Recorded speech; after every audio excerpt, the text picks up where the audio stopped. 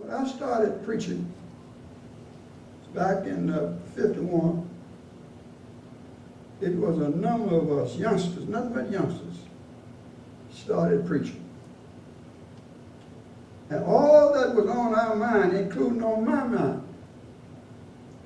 was trying to preach like the great hoopers in those days. And the greatest one of all, I think, was this boy from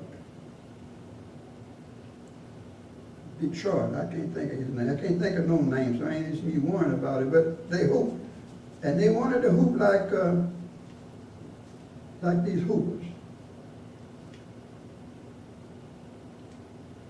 Hooping and hollering and jumping and shouting, anything that would make you open your pocketbook.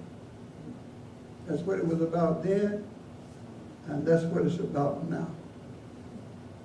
You can't find in the Old Testament, you can't find in the New Testament no preacher running around over the pulpit and all through all the hooting and hollering. You won't find it in the gospel nowhere. And I'm going to tell you in the next few minutes that the best sermon that was ever preached, and I'm going to tell you what the preacher was that preached and who the preacher was, and I'm going to tell you today, if you would pay attention to it, you don't have to hear him preach, because he's not here to preach. He's gone. But if he was here, you would find that he is the only way. His whole sermon is telling you how to get into the kingdom of God. Mm-hmm. And when he's talking to you and preaching to you, you know why he's up, why he is?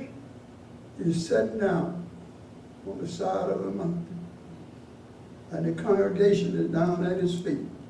And he is sitting there preaching to them.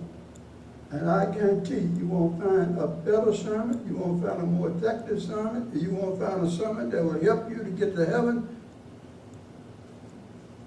Nowhere in the Bible compared with that sermon. And that sermon is called the Sermon on the Mount.